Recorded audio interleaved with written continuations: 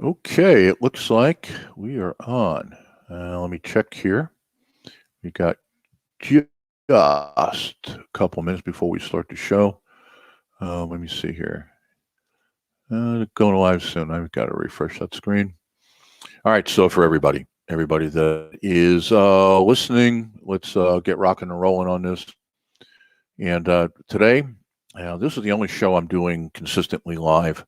And there's a number of reasons for it. One is I'm really a radio guy. Okay, just take it for that. I'm just a radio guy. I'd rather be on radio. However, the way things are nowadays, that you got to say to yourself, what are the things I have to do as a business owner in order to get our messaging out? And those are the things that we got to do. And so, saying it that way, this is exactly what we got to do. So we're going to be talking about what's happening around here now. Today's show. And probably a smart move by me would be put on some background music because I need to know where my cues are. Ralph Peterson. R.J. Lewis, actually one not of our sure what best he's going to people. be going over, but definitely listen in and listen up to the Ralph Peterson show. I'll see you guys next Tuesday, 12 p.m. Eastern Standard Time. Be sure, if you're listening to the replay, to like and subscribe.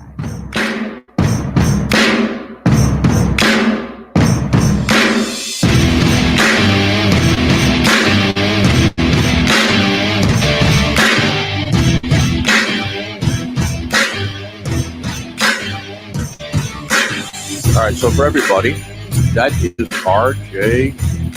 Lewis, and she was on our show last season. She's on for a couple of seasons. And her business had off so much that she had decided that she couldn't do this anymore because she didn't have the time. And so, anyway, we do miss her because she was one of the great talents that we happen to have here at IBGR. Here we go. Regionally, I wonder who the guy is. Are you looking to establish yourself? Who's that character? Who's that masked man? Are you looking to? All right, so here's what's going on. So stop clowning around. This is we're talking about creating a consulting business, and we designed this for all of you.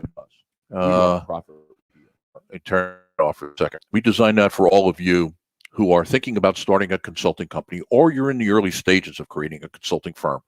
And what we're bringing to you is our expertise of about 4 decades. If you want to know the exact date, I'll give it to you. I started in this business on the 19th of February in 1979, 78, 79, 79. Yeah, February 79. That's right. I had to kind of go back and compute it. So you can figure it's been 41 years and some change in the business. 2/3 of that time I worked in large corporate consulting. 1/3 of the time I worked in small business consulting, the last third. So what I'm doing here is I'm going to lay out for you how I am rebuilding a consulting firm. And if you're interested in it, I will talk to you about how you can do it. All right, I'm going to put the music back on to find out where we are in the promotion so we can start on time. Check your Alexa for the startuprad.io skill as well.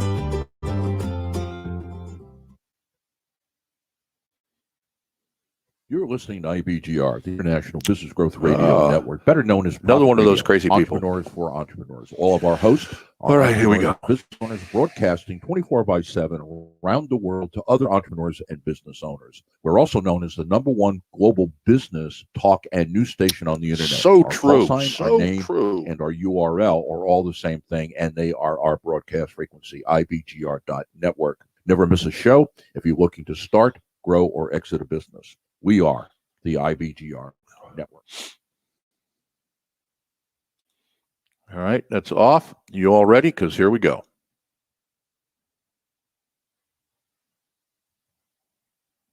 Well, whenever it does decide to go.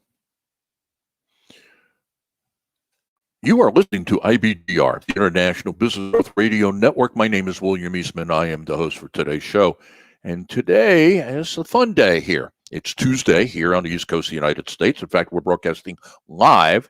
Not only broadcasting live on radio, we're broadcasting live on Facebook in our business page. That's right, on our business page. So if you want to join us there and you want to watch this live, I don't know why you would want to watch me live. Well, my face. Go to IBGR Network. That's IBGR Network, just like our URL, which I'm going to talk about in a minute, except we don't have a period or a semicolon or a period or a dot or decimal point. You can go there And when you go there, you'll see my mug. Now it's got about a 10% time delay on it. So what are we talking about? All right. We are rebuilding a consulting operation here. And IBGR, in many ways, as a radio station, we are a consulting firm. Now, you may say, what does that really mean? Well, check this out. We are truly a radio station. And when I go through our call sign, I'll play this out because the R of IBGR means radio. The difference between us and a terrestrial radio station is that we do not use a broadcast tower and we do not have to have a license. And on top of it is I have a choice between talking to maybe 1 million people here in the greater Richmond area, everything considered, where our reach goes, or I can get on the internet and talk to 7.5 billion people, potentially at least. So you can kind of see where the math is going for us. So IBGR, the radio is the plumbing. What's the water? When you turn on the spigot, what is the water that's coming out?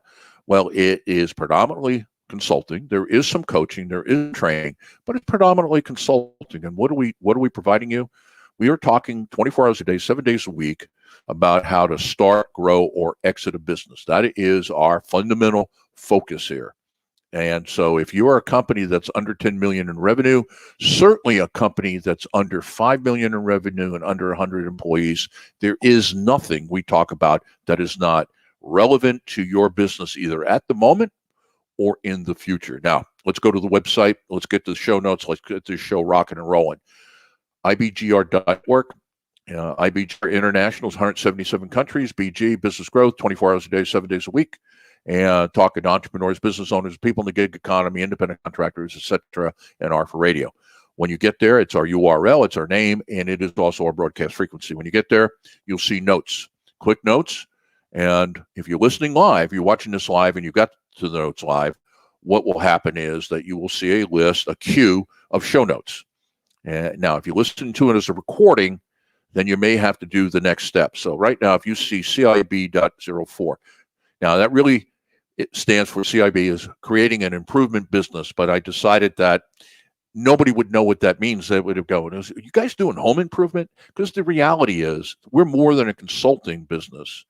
And if you think about it, and I'm going to get into this detail because I do it every week, is that the difference between consulting, coaching, and training is not significant. Right? There are some differences, but fundamentally it isn't.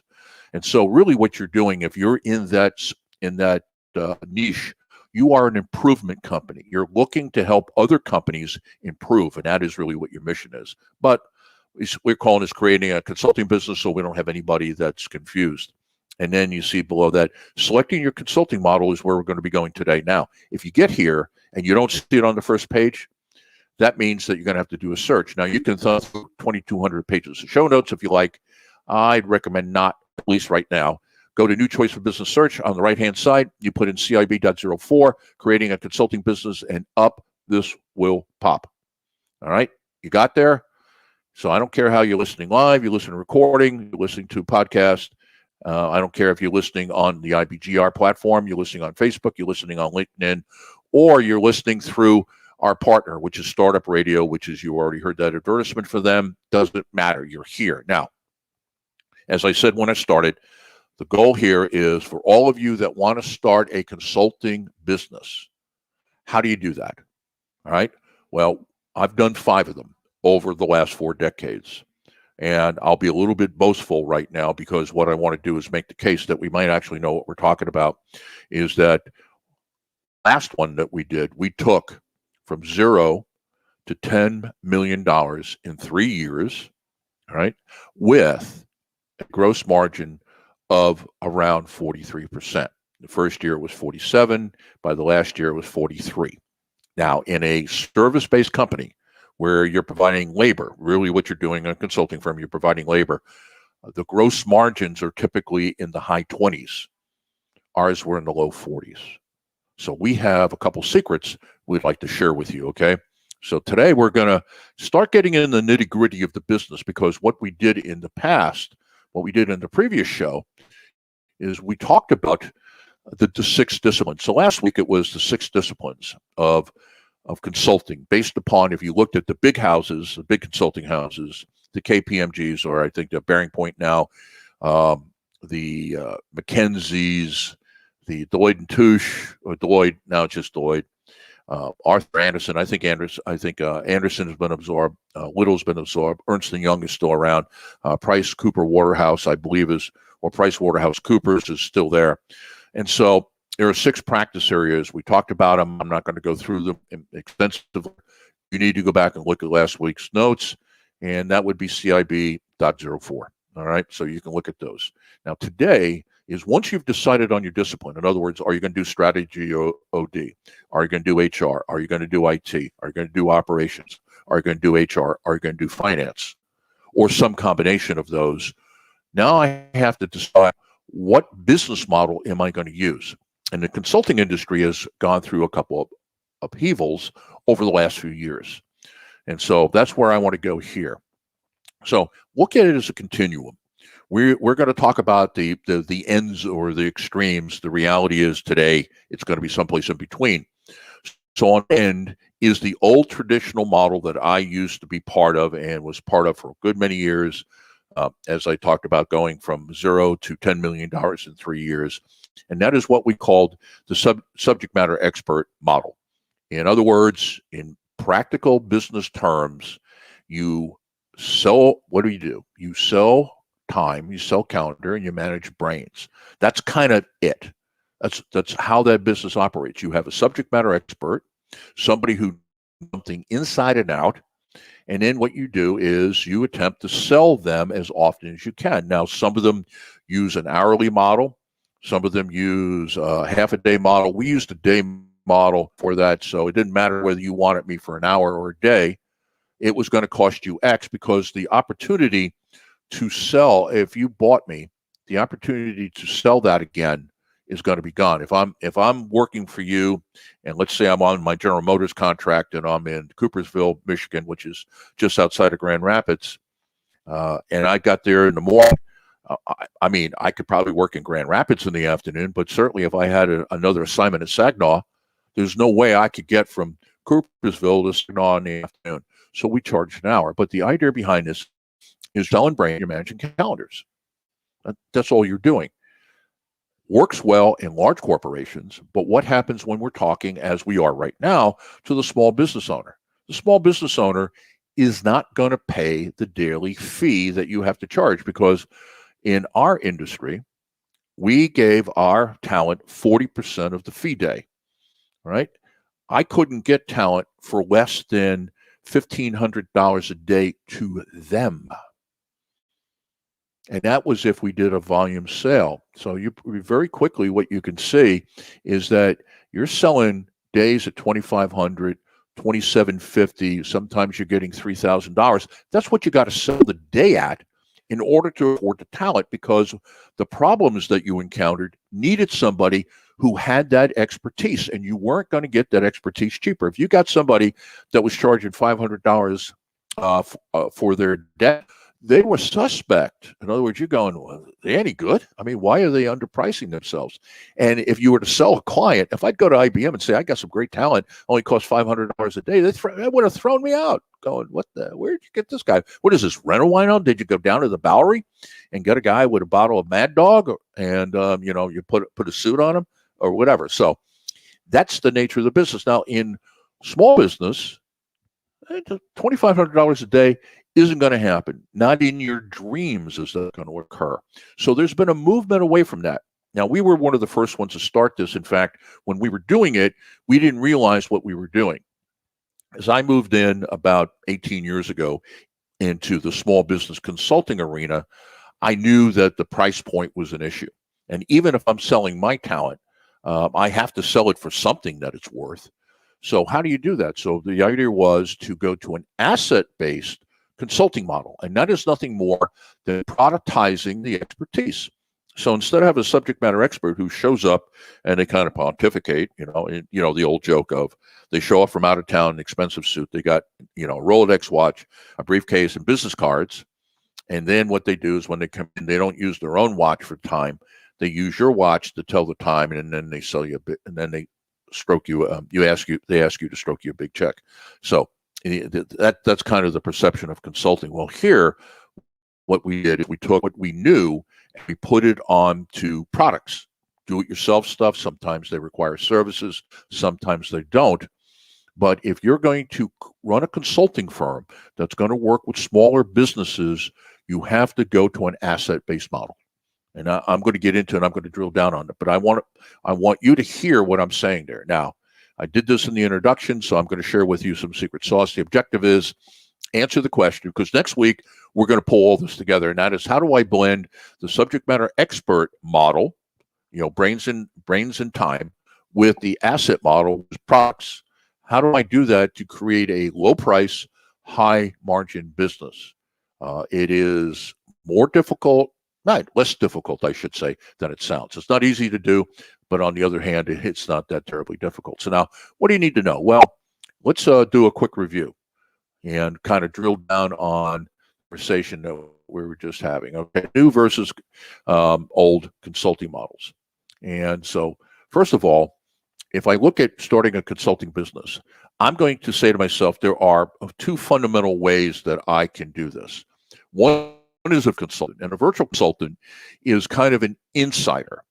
So are we going to use a model where we're going to place an insider inside the account, or are we going to use a model where the consultant, in this case, the facilitator, I'm using that, the facilitator of the improvement, are they external to the business? Now, virtual executive is a pretty lucrative business. For example, you could sell 1 week of your time on site or now virtually with the client. So you have, for example, that client gets the first week of every month that's yours. Now, you'll be doing some work for them when you're not there, but fundamentally, let's say you sell them a week. If you did that, you could manage 3 accounts at the same time.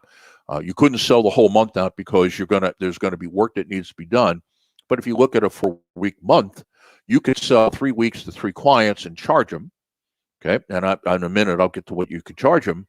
And then you have a week that you're not necessarily down, but it's a paperwork week. You're doing all this stuff that you've got to get done. Now, typically you can't go the last week of the month, I'm going to do all the paperwork, and the first 3 weeks of the month, I'm just going to work these accounts, so you're going to have to work it in. But fundamentally, you can do that, and I've done that. And what you can typically find is that you can charge someplace between $3,000 and $4,500 for the 3 months or for the quarter. So if you did 3 of those, you can easily put together $15,000 without a problem. Now, that is just doing that. You could probably charge more depending upon the account, but most of the time they're gonna balk at this. I typically was getting between $1,500 and $2,000 per month for each one of those. So if you run 3 accounts, that's $6,000 a month that you could be pulling in. Now, that's not talking about products that you're selling. Now, on the facilitator side is you're external. You're external to the account, okay? And so one is you could be in the subject matter expert, that's the SME. You could be in the SME role where, again, you're there and you're pontificating. You could be in a coach role, or you could be in a trainer role. Now, what's the difference between the 3? Well, I get in this conflict all the time because we got a lot of coaches that work at IBGR and they all disagree with me. That's fine. I don't care. Since it's my show, I get to say what the hell I want to say. Here's the deal. You're going to basically, unless you are a coach that is strictly a process coach. In other words, I talk to you, you tell me what your goals and objectives are, and the sole nature of our relationship is for me holding you accountable for your own goals and objectives. And you never ask me for my advice. You never ask me for an opinion. You don't ask me to evaluate what you're working on. It's simply, I'm right. I'm going to work on these. You hold me accountable. That's a strict process coach in this definition here. Unless you're that person, really what's going on here is let's say you have a kernel of information, a byte of information. The question becomes what is the delivery methodology? Now, if I'm working one-on-one with the business owner, I'm probably more in a coaching role than I am anything else. If I'm working with the business owner and their executive team, and I'm probably working more as a consultant in that particular role. And if I'm getting all their first line supervisors together and bringing them into a classroom, passing on the same information, training may be the more appropriate term. Now, I know, again, I said there are people out there who thoroughly disagree with that definition, but they have their own radio show, so they can talk about it themselves. So you need to decide, are you going to go out as a virtual executive, or are you going to go out as an external? Are you going to go out as an insider? You're going to go out as an external person. Now, you may say, well, $1,500 or $2,000 a month for 3 accounts, $6,000 is not enough money. Okay. So 6,000 at 12 is 72,000 a year. Not bad. And it doesn't mean that you're not doing other things. If you want to make more money than that, then perhaps maybe the facilitator role. But the challenge you got in this business is that you have a absolute limit of what the client will pay. See, in the consulting industry, in large corporations, the pricing structure is what we would call cost plus. In other words, I can put all my costs together, put a margin on it, and charge that. And as long as it's not outrageous and the client is getting value, then you can get away with charging that. I've charged anywhere from, I don't know, I think the lowest we ever charged was $1,750 a day because people bought a ton of days, up to about $4,500 a day when I was doing some consulting work with the marketing services division at IBM in the New York area. We were doing a repositioning of the market. So there's a real range to it, and there's no set standard. They probably would have paid me, if my name was Lou Gerstner, who they wound up hiring. If my name was Lou Gerstner, I could have got $15,000 a day. So part of this is, are you a recognized thought leader? I'm not. I'm one of those guys that always was working in the bowels of the company, and I'm the guy that you would hire if you said, you see that hill over there? You got to be on top of that hill tomorrow. The company's going down. You got to save the company. Get on the hill tomorrow. I don't care how you get there. Get on the hill. I'm the guy you would hire. So I wasn't into the fanfare or any of that. All I ever wanted was when a group of consultants got together and he said, who's some of the better consultants you ever worked with? My name would show up in a conversation. That's kind of all the recognition I wanted. All right, so old versus new consulting models. I think that's pretty much, we hit on that. And I'm really going to tell you that this is where getting this right is where your margins are at. If you want to have a low price offer so you can get into the market, because as I said, large corporations is a cost plus gig as long as you show value. In small business consulting, it is market-based. And market-based means this is what they will pay. You got to figure out how to deliver whatever it is that they need and make some margin on that, which ultimately will turn into profit. You have to figure it out. So in small business, you work backwards from, if I can only charge X number of dollars an hour, X number of dollars a day, how do I build a viable business that's worth doing? Because there's a tremendous number of small business owners out there who really could use what you have to offer. But you've got to price it in a way to where price isn't the issue. They're going to work with you or not work with you, and you don't want to make price the problem. Now, does that mean you go in cheap? No, but that just simply means they're going to see the value to it. They can afford it, and that's where it's going to come from. Now, so the new consulting model really moves from billable hours to business results. All right, so that's another thing to consider here, is that what you're beginning to shoot at or shoot for is more of an ROI from your efforts. Now, do you guarantee a return on investment? No.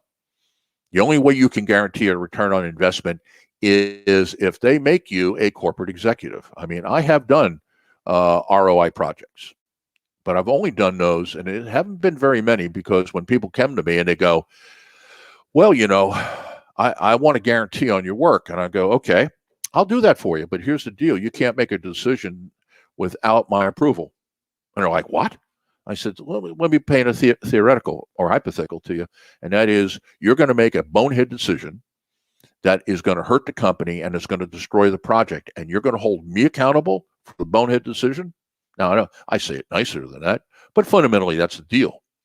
And so very few business owners or executives. In fact, this first time I had this conversation was not with a small business owner. This was in the HR division in a major discount retailer, and they were about to fork over $500,000 to us for a 1-year effort on customer service and improving the customer's perception of their stores because they were getting their lunch eaten by their major competitor, and they wanted a ROI on this. And I just said, only if you make me president of the company will I accept an ROI project, because I don't control what you guys do. And what a really smart move that was by me, I can tell you right now, because what would have happened is we would have got hammered because the way that they ran the company. That's a great story sometime. And they're still in business, but barely. All right, so now let's talk a little bit more about this, okay? Now, one of the reasons, and one of the challenges you got here, I'm going down to the third paragraph. One of the reasons that most consulting firms are reluctant to make the shift is exposing their proprietary black box. All right, so let's stop there. A lot of consulting businesses have come up with proprietary processes. They've got assessments, surveys, methodologies that you use. And I don't want to downplay it, because a lot of those things are important. But in the world that we're in right now in small business consulting, you can't afford that. Because McKinsey's answer would be, if you said, well, tell me how you do it. It's basically you're asking, can I look in the black box, please? You know what they'll say? Pay us and we'll show it to you. Okay, it's kind of like where the U.S. Congress is in the United States right now. You want to know what's in a bill? Pass it. So you get to find out what's in there. And so what you've got to do is you've got to get out of that mode. Now, here's what I found that was very effective, because, again, we're a boutique. At the time, we were a boutique firm. We didn't have any clients. Each one of the principals in this firm had track record as consultants. Yeah, so we had track records to build on, but none in this company. And so what we did is exactly the opposite. We gave the client the black box. We said, okay, if you're going to do this, let me show you how to do this yourself. And we would lay this out, and it would be maybe 8-9 pages of, and I'm talking pretty damn thorough, this step, this step, this step, and then you do this, and then you do that. And what happened with that is, one, I could say, you have to pay those guys $250,000 a month to look at it. There it is. We haven't even closed the deal with you, and I'm going to show you the book. And they'd go through it, and here's one of two things would happen, or both things would happen. They would look at it and say, we do not have the expertise to execute this. Or we have the expertise, but we don't have any idle bodies. I mean, this is time consuming. This is not going to be a simple thing to do. Or they may say it's both of those. We don't have the brains or the hands to pull this off.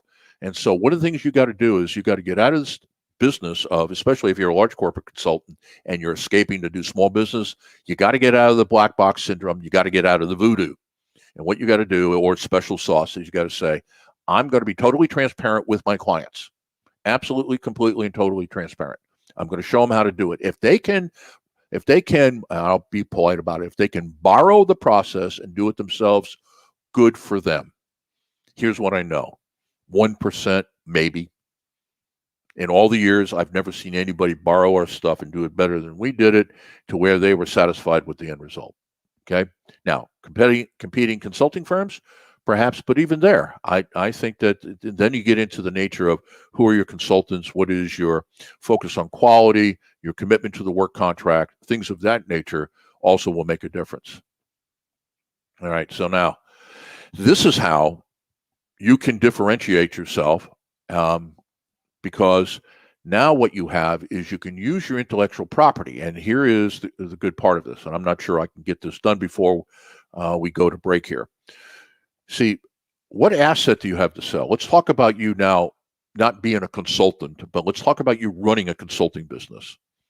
What assets do you have? I mean, you're going to value the company, and you're going to find out what the company is worth.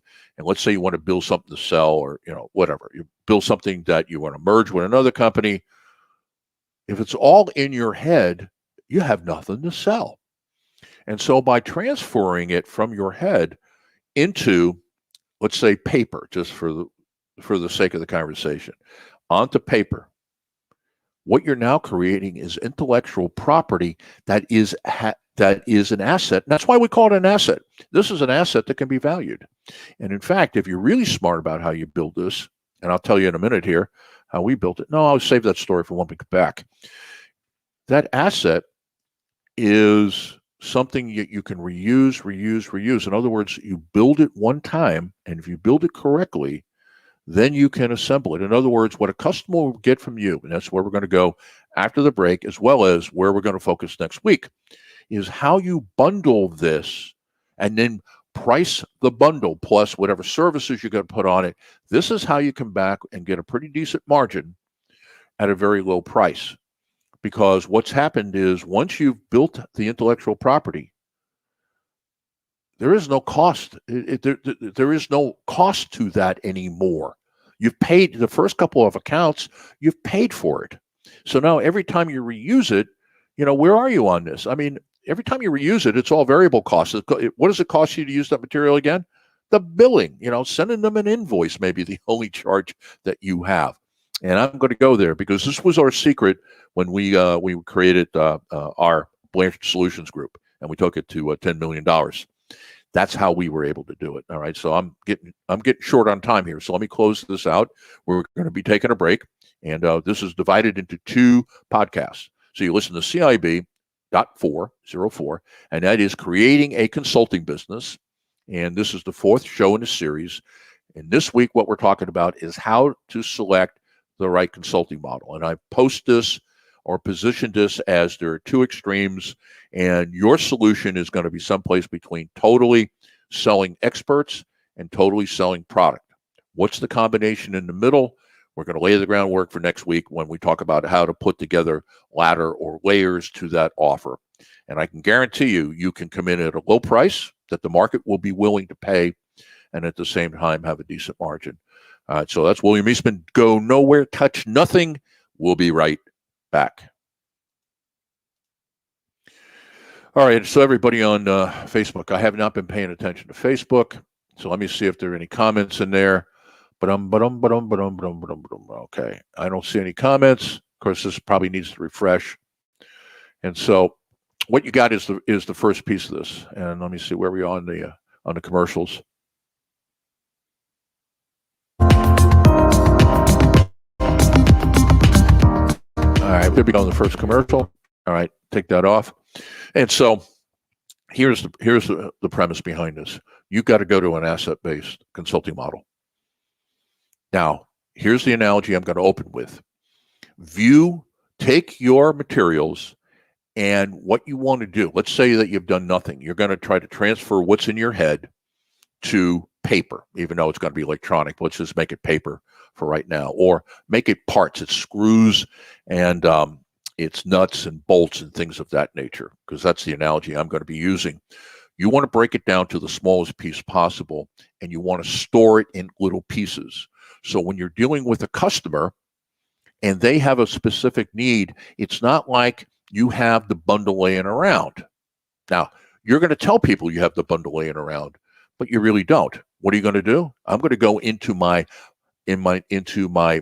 parts warehouse, and I'm going to go, I need that bolt, that nut, that screw, and you begin to build that bundle that is unique to that customer. It'll take you no time to build it. It won't cost you any more money than if you had put it together and sitting on the shelf. And the advantage of this is going to be it's custom to the customer. And so almost no cost of building it because you've already done that.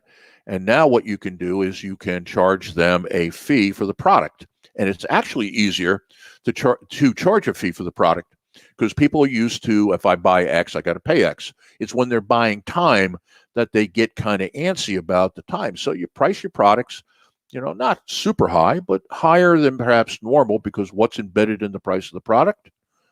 Some service fees. And so maybe at the bottom level, you're doing a do-it-yourself, is that is, okay, there's going to be 1 or 2 hours of phone coaching. Well, it's built into the product price. On the other hand, on your next level of your offer is that it's a full boat. I'm going to offer X number of hours a month to help you with that. Now you put your service fee on it. When you put the whole thing together, your margins are going to start looking pretty healthy. All right, let's see where we are here before we go back.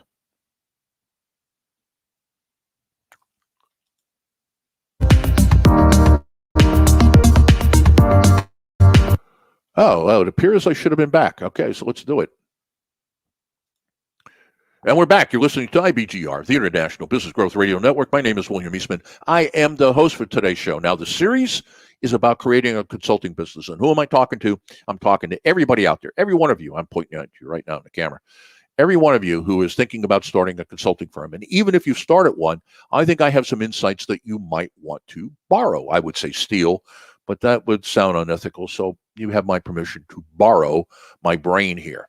And what we're doing is we're taking 13 weeks to break down how we are restarting a consulting firm, because in some form or fashion, IBGR is a consulting company. If you think about what we do here, we are International Business Growth Radio. International, 177 countries, business growth. What do we talk about? We talk about starting, growing, or exiting a business. Who are we talking to? Business owners, entrepreneurs, people in the gig economy, solopreneurs, anybody who is independently employed. That's who we're talking to. Who's talking to them? People like us, people like you. We've got entrepreneurs, we got business owners. Most of the people here are serial entrepreneurs. And what they're going to do with you is they're going to share with you what they have learned. Well, what is that? Well, that's pretty much a consulting company. All right. So we are restarting the consulting business. Now, when I started this was the last thing I wanted to do. I got sick of consulting because I got sick of telling people, well, not telling them, offering advice, saying, okay, here's your options. Here's the pros and cons of the options. Pick one. And then customers not following through, and then coming back to you and going, your stuff doesn't work. And of course, if you're feeling really froggy at the moment, you can say, no kidding, Sherlock, because you don't make it work. But of course, that won't endear you to anybody. So I decided I was going to run a business. So anyway, long story. Here I am back. All right, so go to the website, ibgr.network. That's ibgr dot or period or decimal point network. That's our URL. That is our broadcast frequency. It's our name. It's our call sign. When you get there, go to notes on the navigation bar, a little bit right of center, click notes, open it up. And what you're looking for is CIB.04. And this is creating a consulting business. Really, the I in there is really creating an improvement business, but because that's really what we're doing. But if I called it that, then you would think that this is home improvement or something like that, which I don't do that type of stuff. Car mechanic, I'm a gearhead, but you want me to do carpentry work? It's not that I can't. I'm not going to do it because I have no interest in it. Okay. Now, the show that we're doing is selecting your consulting model. And our conversation has been, there's a range from, on one side, old traditional large corporate consulting. You're selling experts, right? So you're selling brains and managing calendars. That's kind of what you're doing. Or on the other side, it's all asset-based, and that you're turning everything you know into do-it-yourself products and services. And the question is, where are you going to be on that continuum? Now, if you want to watch me, I don't know why you would want to watch me, but I'll put the plug in. We're on Facebook. So we're on our Facebook page right now. We're live. I can't stand to look at myself, so I'm not looking at myself. Also, it's a delay.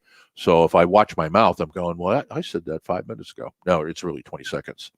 Go to IBGR Network, IBGR Network. When you get there, you can see me, okay, for all I'm worth. And coming to you from our glorious studios just outside of downtown Richmond, Virginia. These are the North American studios for IBGR. All right. And what else do I want to say about that? Oh, yeah, one more thing. If you're listening to this as a podcast, a recording, then you may want to search for it rather than try to go to the page. So New Choice for Business Search, which, by the way, is on every damn page we have, and put in CIB.04, creating a consulting business, and up this will pop. Now, where I left off was on the fourth paragraph. Okay, so what we did is we did the introduction, the objective, what do you need to know? I did a quick review of kind of, are you going to be inside person, outside person, new and old consulting models. And now what I'm down to is that the paragraph number 4. And here is the analogy that I want to make as I move into what you need to do. So we need to get prescriptive here because next week is all prescriptive. View it this way. You are going into a warehouse, okay? So you're walking into this warehouse. And this warehouse is filled with parts, all little pieces. Nothing is assembled. It's all, it may be some panels, some metal panels. You got sheet metal screws, you've got nuts and bolts, but basically the whole place is just a bunch of parts. That's what you need to do with your knowledge. You need to take it and you need to break it down. Now, if you want to know how to do that, I'm going to talk a little bit about it next week, but the reality is that's actually a secret sauce that we have.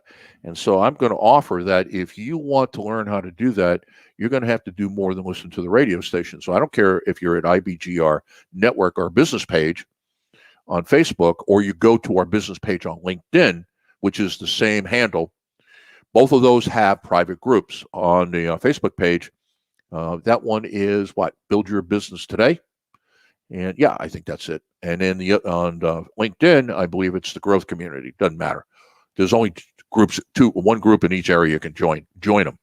And I will show you how to do this, because this is how the money is made. You take it, you break it down into little pieces. You're working with a client. You produce your own kind of survey or assessment process. I'll show you how to do that. Once you do it, you get the data, you work with the client, give them the feedback. They agree that how you see the situation, number one, is the current situation they agree to. Number two is you identify what the gaps are. All right. And they're going, yep, those are the gaps. And number three, you have to come up with a solution that's going to close the gap. You go to the warehouse and you start pulling parts down. You go, okay, pull down that box over there and pull that one down. That box over there, pull that one down. And what you begin to do is you begin to customize or build a custom one-off solution for this customer. And unlike other one-off custom solutions that cost you a lot more money, this doesn't cost you any more to make than anything else. Why? Because you've got a structured process of how to do it. And what it comes down to is how the data is parsed. How have you disaggregated what you know into little pieces? If you don't know what we know, that's going to be harder to do. Now, of course, you can pull it off. Of course you can. I'm not going to claim that's rocket science, but I am going to claim that I could save you a lot of work. And so if you go into either one of our groups, I'll tell you how to do that. Now, where is that going to get you? Well, it's going to get you down to kind of the final piece here before we talk about what do you need to do. And that is this. I know that I am in a price-sensitive market if I'm consulting the small businesses. The owners don't have the money to spend and aren't going to spend the money if they have the money to spend. That is just the nature of where you're at. So what I've got to do is I've got to understand that it's a market-based price, that the market is going to design the price and say, you cannot charge more than this.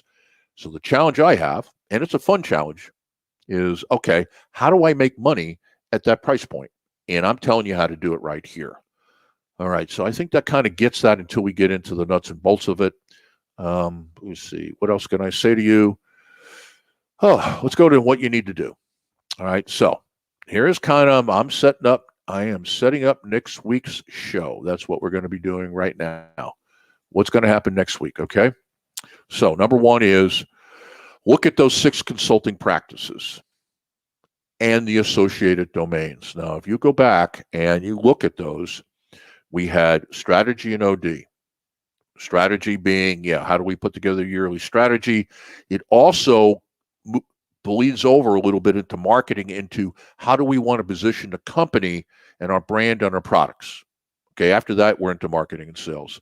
The OD part of it, organizational development, is much more of an analysis of this company is underperforming. How do we get it up to at least where it's performing equal to everybody else? And if it's there, how do we take it to the next level? All right, so let's go to marketing and sales next. Now, there's a number of what we would call subdomains in there, okay? And what I want to do is I want to look at those to say what is the mix, because you have to be clear about what business that you're in.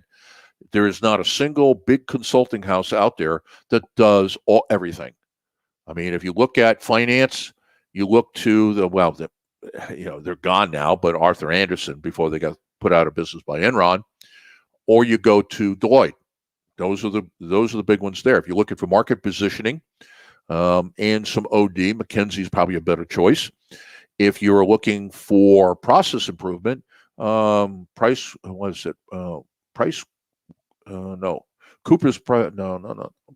Price Cooper's Waterman. oh, hell, I forgot those guys. I never competed against them anyway, so they don't count. But here's my point. Each one of those companies have taken a piece of the market, and they're experts at that piece. Strategy OD is Capgemini out of Boston. Boston Consulting Group is another one. And so what you have is each one of those have taken one or two practice areas and said, this is who we are. Now, these are billion-dollar firms with thousands of consultants. If it's just you, you're not going to do all 6 of these. So you're going to be able to look at it and pick a couple and say, okay, here is how I'm going to put them together. And next week, we'll talk about how to put those together. What are the combinations? By the way, I'm going to give you stuff next week that you can't get. You cannot get this. And why you can't get it? Because you'd have to know where to buy it, and you're not going to spend the money to buy it. I happen to know these people because I've been buying consulting research for years. We're buddies, and I can't tell you who it is because they'll probably lose their job if anybody found out I wasn't paying for it anymore. All right? Trust me, I got this industry down. So you got to decide what 6 areas of practice, of the 6 areas, is yours, and then the domains underneath of those, which ones are you going to be doing? 1. 2, now, I've got to map the entire consulting process, all right, for each of the selected domains. Now, more than likely, it's going to be a standard process for all of them. However, don't fixate on it's going to be the same process for all of them, because potentially there could be some outliers. But what you want to do is you want to come up with what is your consulting process. And if you want to know what that is, you got to join Facebook, our Facebook group, or you got to join our LinkedIn group, because you're not going to get it if you don't, right? Just not going to hand it out to you. After 40 some odd years of building this stuff, it's not going to hand it out there to anybody who comes along. I want to know you. All right. So understand that when you map this out, there are 3 things that you're looking to do. All right. So, and I put in some code words here. RX, results expectations. Whatever it is that you sell to the customer, ultimately, you're going to be selling them on. And if you do this, this is what you will get. Right? So you got results expectations. Number 2 is UX, user expectations, or user experience, I should say. In that, as I am using the product or service, as I'm consuming it, let's say, like if it was food, but I'm using it, how easy is it to use? In other words, it could be the most beautiful thing in the world, works wonderfully, gives great results, and it is a bear to operate. So I have to take a look at what is the user experience like, and that is around the product or service. Now we have a bigger picture, and that is what's the customers, the CX, the total customer experience of doing business with you. Now, the way I would do this, and the way if we were working together, I would have you do this, is we start with results expectations, and we work our way out, and then we look at the entire company. But if I'm mapping this out, I've got to be able to get a handle on these 3 because that's what I want to do. Now, think about what's going to happen here. This is part of your uniqueness. They do business with you and say, man, that's a very professional company. I love doing business with them. The X that they sell me works, and it's easy to use. You got that coming out of somebody's mouth. You're already in the unique 10% of the companies out there, the elite. All right, now, number 3, have you converted what you know to a tangible asset? And we'll talk about that next week, about how to do that. Now, more than likely, we'll also have to have some sort of off-the-record conversation, because this is far more involved than I can do in an hour. It's also far more involved than can be done in this medium. This is something that I'd have to show you, so we could do this on Zoom or whatever platform. I think we're using StreamYard here. It doesn't matter to me. They're all appliances. But how do you do that? And there's a set process that you can use that is well documented, well researched, and it works. And of course, I can say it's well researched because I made a lot of money off of it. Number 4, once we have all that done, now we have to be talking to the lawyers, because your IP is important. How do you protect it? Number 1 is, how do we protect the IP? And then when we sell it or allow others to use it, how do we protect it there? This is critical. And what it's critical for is not only to build a viable business around, but this is an asset that could be worth millions of dollars to you. If it's got a track record and it works, this is the primary asset you have in a business. If you think your customer list is going to give you any valuation to your business, on your best day, you're going to get 50 cents on the dollar. In other words, if you got $1 million in clients from last year, you might get $500,000 applied to this year's business in terms of what is the company worth. You can't say, well, I got $1 million in accounts, therefore I should get credit for $1 million in the valuation of my business. Maybe you should, but you're not going to. All right. Number 5, and that is, have you created standalone and bundled solutions? Now, this is where we probably will also, not only we will take it next week, but this is probably also a place where we're going to have to spend some time on this.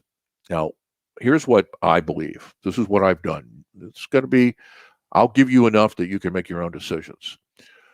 You need to come up with some physical stuff to show people. I'll tell you the lesson I learned when I first started this with the warehouse concept. People liked it. They were like, wow, that is pretty slick.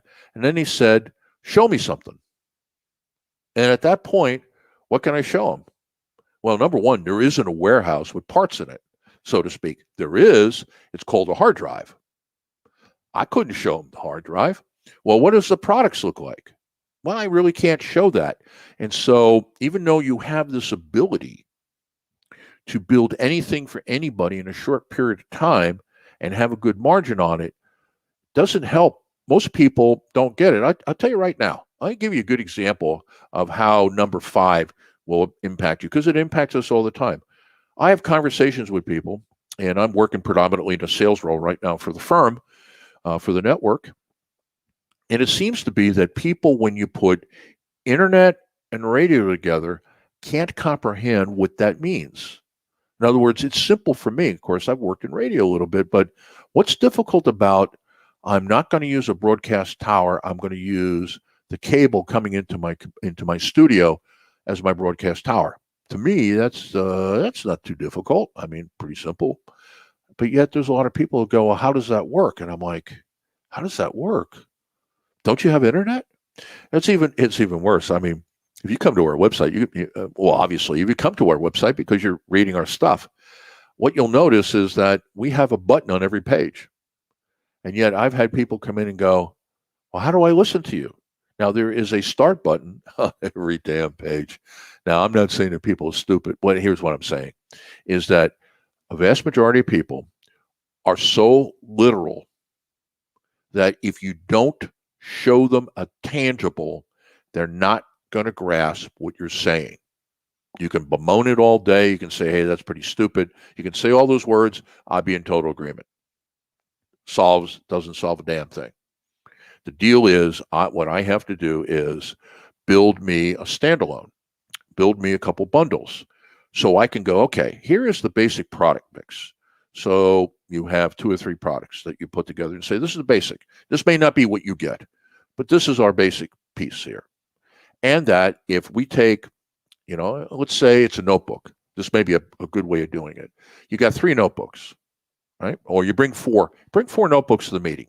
3 of them are filled and 1 is empty. Each notebook has a different set of knowledge areas in it. And you say, okay, here's bundle 1. Here is solution 1. Here's solution 2. Here's solution 3. They're all generic. Now, when I work with you and we get in a conversation and you say you need this, this, and this, here's what I do. Open up one of the notebooks and take out one chapter and put it into the one that has nothing in it. Then you go to the second one, you pull out the 3rd chapter and put it in. Then you go to the 3rd one, and maybe you pull 2 chapters out and you put it together and you say, that's how it works. They will get that. And in fact, they'll get kind of enthused going, you mean I can have whatever I want? And you say, yeah, within reason. If we have it, we can do it. This is the way our process works. As a matter of fact, our stuff is not even in a chapter. It's broken down into knowledge pieces. You see that paragraph right there? That's a knowledge piece. And now you see I'm giving you the secret sauce here. That's a knowledge piece. So this is hooked to objectives. So if I know my objective is to do this, all right? I want the participants here to be able to evaluate where the customer's expectations are in terms of assumed, espoused, and their wow factor. Let's say those are the 3 areas. All right. that stuff is broken down in little pieces where I have a little segment on wow. So I pulled the wow together, and then I got a segment on espoused or expected expectations, and I got one on assumed. And I put it together and I say, okay, I've got to write some bridging pieces in between all of that. But basically, if I was using a handout as an example, it's 90% written before I write it. I only have to write the bridging pieces. That is what I'm talking about. And then how do you bundle those together? Well, that's a great example, because this is where you make your money in the consulting industry, is that having that stuff that is in the parts bin, and then you put together some examples, and you do your disclaimer. This is not necessarily what you will get, but this gives you an example of what we have. And if you don't do this, there's going to be a lot of customers who just cannot visualize, I have this huge inventory of parts, knowledge, and I can assemble anything that we need to have assembled. All right. Now, number 5, have you created a sales ladder for each of the IP solutions? A topic that we're going to take not just next week, but we're going to probably come back to a couple times, because again, it's one of those that you just can't do in this medium in 48 minutes, which I basically have as broadcast time. And what the sales ladder is, an example. DIY totally. Level 1 is totally DIY.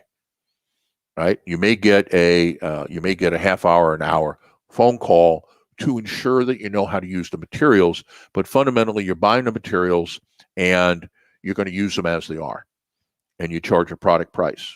Okay. Now, once the materials have been developed, you pretty much what does it cost you to give it to another customer? And the answer is not much. Basically, the cost of billing. All right, so that's one. Number 2 is that now, if you want group coaching on this, where I bring everybody, let's say, into a room in Zoom or a room in StreamYard, and what we're going to do is we're going to work one-on-one on this. Now you put a service charge on it. That's your level 2. Now, if in fact they want you to not be an outsider, but they want you to be an insider and come in and kind of apply this inside the company and help them do it, then you're at the 3rd level. And the secret to this is that you make the entry level price low enough that they can get in the game. So you want to sell. Number 2 is the offer you want to sell. So you price that one where you want to be. That's your sweet spot. Your level 1 is low enough that gets them in using your stuff so you can upsell them. Level 3 is going to be and should be very expensive. Now, not so expensive that they would never do it, but expensive enough that they would go, whoa, you can charge that. Of course we do. Now, the other thing it does is it anchors the mid price and makes the mid price where you want it to go. So if you're building a 3-level model, what you want to do is you want to make level 2 the deal. That's what you want to make the deal. And you use level 3 for people to go, well, that's great, but I don't need all those features. Level 2 looks right to me. And of course, that's exactly what you wanted. And level 1 is, I'm going to get in the door. I'm going to give them some products with a little bit of service on top of it so that I can upsell them. All right. So that's the type of stuff that we got coming. But what you have to do is you have to look at your practice areas and the subdomains and say, okay, this is what we're going to do. All right. Number 1. Then number 2 is, what is it that I know, and how do I transfer that into a medium that is going to be very easy for me to break down and put back together, disaggregate and aggregate, or break into pieces and bundle. Then number 3, what I'm going to do is I'm going to make sure that once I got it there, I'm going to talk to a lawyer about how I get this patented, or how do I protect my intellectual property. So not only can I protect myself from being ripped off, but also without that IP, copyright, or some sort of trademarking on it, it has no asset value, because I haven't protected. What's my defensibility is what the question you'll be asked. All right. Then what I'm going to do is say, okay, now we know enough about our clients or the industry that we're in. What's typically of the things that they're going to ask for, and we put those together. And then number 6 is that we make sure that those bundles represent different levels. So I would have, if you have a 3-level model, I would have an example of each one of those levels. So you go to a meeting, you got 3 examples. You show them how you work with those, and you talk about what the pricing is, and you've done some really credible work. Now it's all about whether or not you can close the gap with them as a salesperson, but then you're in the mode that all salespeople are in. All right, so let me get down to the bottom here. If you want any of this, you're not going to get it from me unless you go into Facebook or LinkedIn. So go to Facebook, IBGR Network, just like our URL without decimal point or period, or go to LinkedIn, same thing, IBGR Network, and there are groups right there. Join them. Build Your Business Today is one group, and that's the Facebook group. The LinkedIn group is the IBGR Growth Community. Go in there and join that group. If you do that, I will help you get this set up. Now, the next thing here on there is our mobile app. And we built an app where, and I like the alliteration on this, is that in the palm of your hand, because it's mobile device, solutions on demand, everything that you need. For example, if you want help building a consulting company, you can be talking to me through your phone. We have an app that you and I can dialogue on, and maybe we can do most of it there, or maybe we got to pick up the phone or do something else. But you can access our talent, our show notes, our podcast. You can search your database. In other words, everything that we do is accessible to you. So whether it's Apple or Android, and what you got to do is if you want to go to the Apple Store or you go to Google Play, put in IBGR or Business Growth Radio, it'll come up, install it on your phone. And then the last one is we're doing an assessment on entrepreneurialism. We did a show yesterday on entrepreneurialism, and that's one of the other things that we're building right now. And so if you would like to do this, I'm going to have another assessment about your competencies, not as an entrepreneur, but as a consultant. So this is the first half. Click that. It'll take you Google form. If you fill it out, it won't take you very long. It's not going to ask you any private questions other than, I think, your email address. And, of course, it would, because how do I send you the results? But do that. And then next week, what we're going to have is we're going to have one for consulting up so you get a sense for where do you stand on the whole thing. All right. So with that, I greatly appreciate whether you've been listening to me live, watching this on Facebook. My name is William Eastman. I am the host for the show. This is show CIB.04, which that code is just so you can find stuff. This is Creating a Consulting Business is the series, all 13 weeks of it. The .04 is this is the fourth show in the series. Selecting your consulting model. Go nowhere. We'll be back.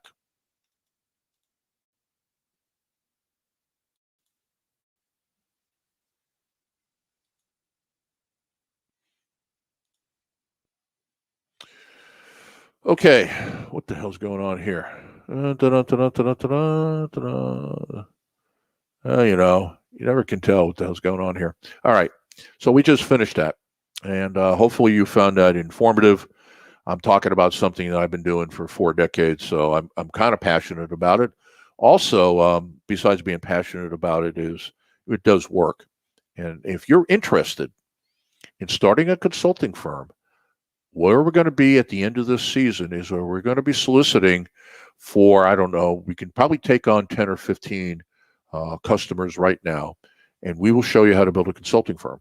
Now, I can't promise you you're going to be able to go from 0 to 10 million in 3 years, because I'm not running the firm you are. But what I can promise is that we will get you started, and we will help you get as close to that as you possibly can. So I greatly appreciate all of you that hung around and are now watching this on Facebook. And then we're going to post it in a couple different places here when we're done. So with that, have yourself a great day. And look, you know what should be going on in your company? IBGR should be in the background. Why play music? Well, why do that other stuff? Because 24 hours a day, 7 days a week, we have these types of conversations. What do we talk about over that entire period? Real simple things like how do you start a company? How do you grow it? How do you handle employees and disciplinary problems? How do you find the right customers, et cetera, et cetera, et cetera? So be here. All right, so I will catch you. I'll be on here at 12:55 next Tuesday as we get in the next section, and this one is going to be pretty involved. So what we may have to do, and I got to look at it, is schedule an after the show meeting for maybe 30 or 40 minutes where we go through some of the materials, because this is very detailed. All right, so with that, thanks for coming. And this is Eastman, as I used to say back in the day when I was on a ship on the bridge. This is Mr. Eastman. What would I say? Yeah, I would say something like, I stand relieved. Take care.